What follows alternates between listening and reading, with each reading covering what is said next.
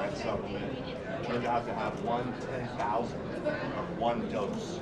So basically this drug, LGD4033, is taken in a pill form, usually a milligram or two, and 1/10,000 was what was located in the capsule, and it correlated perfectly to the levels that were in his urine sample, which ranged, right around the 50 picogram range. So not only did it provide, perfect, very clear answer, but it also gave us a lot of, confidence in this threshold issue that we're putting forward, because, this is exactly what we don't want to do, is punish someone and stop someone from fighting when they have these ultra low levels of giving them unequivocally, and that was the word from the USADA scientists, unequivocally no performance enhancing benefit. Jeff, I think part of the confusion was, as you said, you're kind of implementing these thresholds, but they haven't really been publicly announced yet, and so it kind of feels a little bit from the outside like, are we making this up as we go along? So, are there plans to announce these changes more publicly so that we know they're available? Yeah, absolutely. I think it's going to be next week. And look, the reason why we haven't done that is we want to be as comprehensive as possible. We are scouring over the approximately 13,000 tests we've done in this program, looking at the positives, talking to other professional sports leagues, talking to some of the scientists who actually invented some of these substances. So we want to be as thorough as possible. Luckily, from an optics standpoint, we had Neil Magny out in California on 15th at that stakeholder meeting, and he talked exactly about this issue and this same substance. So I think that shows that, look, this wasn't, treating Nate special because he's the main event in the BMF film. So that was 2 days before USADA notified us of that initial, low level. So the 15th, Magny was out in California, talked about this issue, and then the 17th, 2 days later, when we first learned about it. I know you said you didn't do anything, differently or unique because it was main event, but it was done really, really fast. I know you guys worked hard on timing, but can other fighters expect that type of, expeditious nature of handling? Yeah, we're absolutely, and that myself and Donna Marcolini, that's what we do, and that's kind of the beauty of having an independent administrator of your program. It frees us up to be an advocate for the athlete, to be eyes and ears, so that when something like this happens, we can put our stuff into action. Look, if anyone's criticizing us for all hands on deck getting this done quick for a main event fight, okay, bring that on. That's just a reality. But every other fighter on the roster is going to get our help and our services, just like we did with Nate in this case. The last thing for me, Jeff, you said you're looking at all 13,000 tests and that sort of thing. I've seen some fighters wondering, would there be any retroactive, look at previous cases? Of course, suspensions that have been handled there's nothing you could do, but you could potentially clear somebody's name, right, by saying, what, these in the past were considered positives. We don't consider them positives anymore, so we're wiping the slate. Is that something that would be looked at? Yeah, potentially. There's provision in our policy called Lex Meteor, and it basically gives you the benefit of any rule changes retroactively. So that's a possibility. Yeah, it's difficult. Look, we're acting as fast as we can, but I know it's cliche, but it's true. We go on the best science available at the time, and 2-3 years ago we just didn't have science here. And that's what we've been doing, over this last year. I think I first spoke about the issue of thresholds publicly when I did Rogan last December. So again, this is no secret. This is not, for those of you thinking that, this is not because this is Nate Diaz and the BMF title. This was in the works for almost a year now. The World Anti-Doping Agency, or WADA, under whose prohibited list we operate, they've had a working group, and this is public knowledge, for about the last year looking at this threshold issue. They haven't come to an agreement yet. We basically said, look, we can't wait any longer. This is absolutely the right thing to do. We keep seeing this more and more. We live in a more and more contaminated world. We're going to continue to see it more, and we need to do something immediately. And just to make it clear, there's 2 samples that Three samples. 3 samples. Yeah, and I know you were talking about the timeline, so let me kind of get that to you guys here. So on the first collection was done on October 9th. We had CSAC, we talked about this issue publicly on the 15th. The 17th was the initial positive. That showed positive for some of the metabolite. Very low level, under that 1,000 concentration of urine that we talked about in California. That same night, USADA got another collection. And that's what happens when these cases come down. I tell fighters, the more tests you get, if you're not doing anything on purpose, they're your friend. Now, if you're cheating, you don't want to be tested more, but if you're not, the more data points that you can gather, the better. So that's why they sent someone out.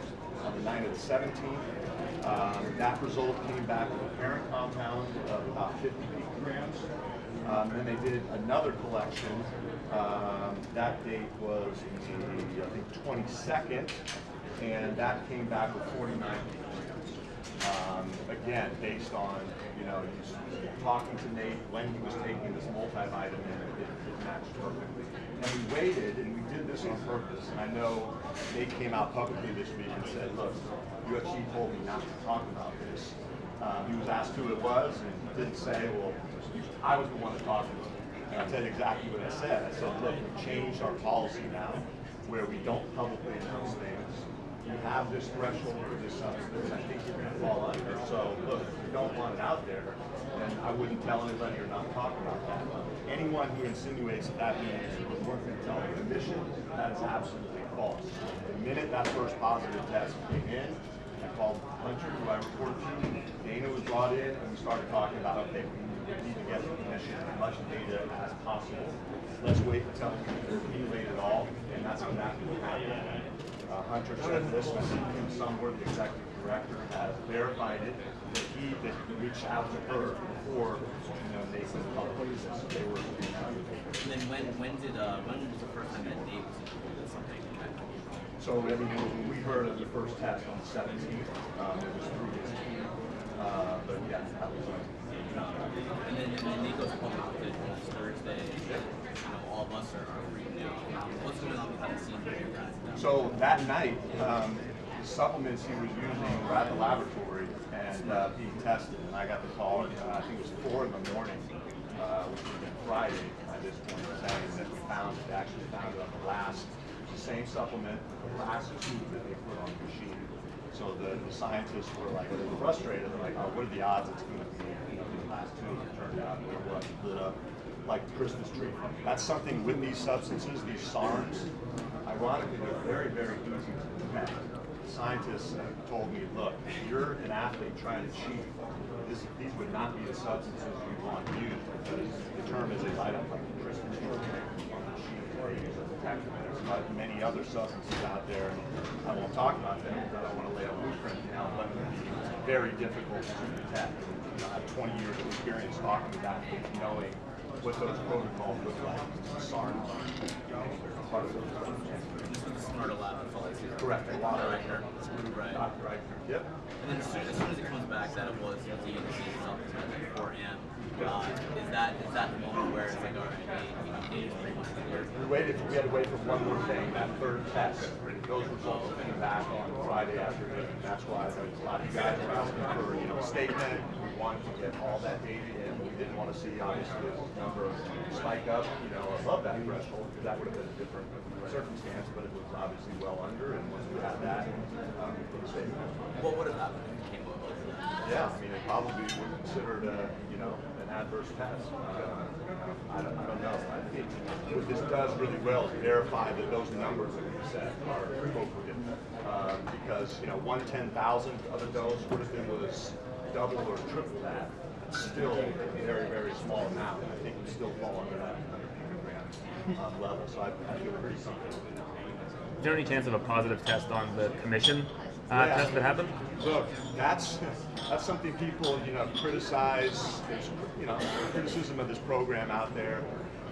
In the old days, we would have run into real trouble, I think, because commissions would have been doing testing using the same laboratories with the same level of sensitivity. And this isn't a knock on the commission, but unless you do this full time and study these things like, USADA runs our program like we do, it's difficult to get an understanding of it. So, I mean, I would guess if we didn't have this program, you'd be seeing quite a few positive tests on the commission level at very low levels. And again, no fault of theirs, just probably wouldn't be knowledgeable enough to see that, hey, we have this issue, there would be, suspensions left and right. So, it's an interesting kind of dynamic that those programs in place obviously had cheaters, but what it's actually doing now, I think, is protecting people from unintentional ingestion of illegal substances. But in competition, like if it's flagged at all by the commission. They can act independent of USADA, correct? They can, but that was part of the purpose of going out to California, and there's good momentum, I think, from at least the major commissions and even the head of the ABC that we realize when we talk about this in California, uniformity is key here, right? It doesn't do us any good to have these thresholds and some commission comes in and says, wait, no, we don't adhere to those, that's a positive test under our rules. So that's a big part of what we've been doing, and maybe part of the reason for delaying the announcement is like we're trying to get all the and go out and educate them and let them know why, hey, this is the right thing to do. I mean, Andy Foster's a huge proponent of this, right? He talked in that meeting about what a pain in the ass it is. Spinning wheels on your cases that you know you're not looking at intentional dopers and cheaters. So he doesn't want to do that. I said, just assume that if he never broke the news, we would never have known about this? Probably. I mean, again, the reason that we did that, and hey, it's on me. You want to get as much transparency, I think, as you can in an anti-doping program, but when that impedes on, the fairness and due process of an athlete, that's unfortunately something that we saw. We saw positive tests early on, but we announced it right away, and then that athlete's labeled as a cheater. It was hard to reel back, that headline on the front page, retraction on the back, right? So, we changed that. We saw that was an issue, and yeah, so had Nate not talked about it, it wouldn't be out there. But in fact, I was talking to a prominent manager this week about that. He said, man, he used the term of what a gangster is by Nate. I'm like, no kidding. Like, if you're really not doing something on purpose, and you're told, look, this isn't going to get out there unless you talk about it, you go out and talk about it anyway. I mean, you talk about proof in the pudding for what kind of guy he is. I mean, he's legit when he talks about anti-steroid and plant-based whole foods, and all the supplements he was using. On the face of these look very, very benign. They're all organic, plant-based, whole foods, constant water. Interesting part of all this is even at open workouts, the fans are chanting, USADA didn't do anything wrong here. Again, tainted supplement. How do you try? Is there any way to try to educate the guys about what they're doing? Great question. So another part of our revision of the new policy is we are going to now have much more clarity in supplements. So one of the biggest questions that Donna Marcolini, who works with me and I, get is, what are the USADA approved supplements? And to date, our answer is, well, technically there's no USADA approved. Here's the ones they recommend, and then the next question, well, what if I use that and something happens? And we say, well, no guarantee. Once we see, let's say that, everything else we say goes in one ear and out the other because they want to hear approved. We are going to have approved supplements going forward when we make this announcement. We've identified several third-party certifiers, and under the UFC program, those will be approved. Should anything happen to a fighter as a result of using those, it's a virtual get-out-of-jail-free card. Now they may have to sit out if it's their levels over a certain amount if they do get a performance enhancing benefit, but there'll be no repercussions. I think that's going to make a huge difference. Major League Baseball does something like that. They only allow these certified supplements into the clubhouse. And I mean, they have the advantage over us here because the team shows up to work every day. We have athletes spread amongst different countries. But since they instituted that only these, they use NSF for sport, only those are allowed in the clubhouse, and their rate of positive tests has gone down significantly. And they have the major sports, now I don't think they're as good as ours, but they have the best program. And when's that coming out? That list? Baseball or? No, yours. Ours should be next week. Next week? Yep. It's going to be a full list? Yep. Wow. And Jeff, There'll be thousands or so. I mean, I think right now we've identified 4 third-party certification companies. If you add up all the supplements they certify, more than 1,000, and they're available worldwide. And they'll be public? It will be public, yep. And in terms of like the get out of jail free, quote unquote, you'd still need to test that supplement, right? Absolutely. Okay, you still have to identify, hey, something happened here. Unless they were under the threshold. So right. now under the threshold, look, it's always ideal, in this case was, to find the culprit, to find where it came from. But in the case where you can't, and again, we just upped our testing numbers by 1,500 tests a year this year. So we're getting so many data points, rarely now do we see a case where an athlete hasn't been tested in the last month or two. So again, that's a benefit to the clean athlete. They want more testing on you. It protects you ultimately. What is the annual budget for testing? Multi-million dollars. Yeah, it's not a cheap program, and that's a tough thing in anti-doping. Especially, you look at MMA, and I get all these regional, local promoters saying like, man, I'd love to have this program, but like, shoot, I can't afford it. One thing I think is positive in here that we're seeing is that trickle-down effect, because most normally the path to the UFC is that last-minute injury replacement, right? You get a call from Sean or Mick 2 weeks out, so-and-so's fallen off, you want a contract. If you're not clean at that point and haven't been clean, your first test potentially could be a positive one, and that includes not only purposely not doing things, but making smart supplement choices. So I think, as I talk to managers, and it's been a little bit of a slow process, but that's percolating out there, and I think we're seeing the rest of them, and they cleaned up a little bit because of the program. In Q3, Sean O'Malley was tested like 10 times. Where's his case at right now? Yeah, still, he's still pulsing with that substance, and again, that just pays even more attention to this issue that, here you've got a fighter, which there's no evidence he did it on purpose. He obviously knows he's being tested all the time. To think that he would continue to be doing this is crazy. It's as careful as you can get right now, but, again, these laboratories have gotten so good, they can detect things in the body for, in his case, a year. John Jones, the whole M3 picogram metabolite, 2.5 years he was showing up in his system. That scares the hell out of me, because how are you going to compare a regional or a local show fighter for 2.5, 3.5 years to be clean before he gets to the UFC?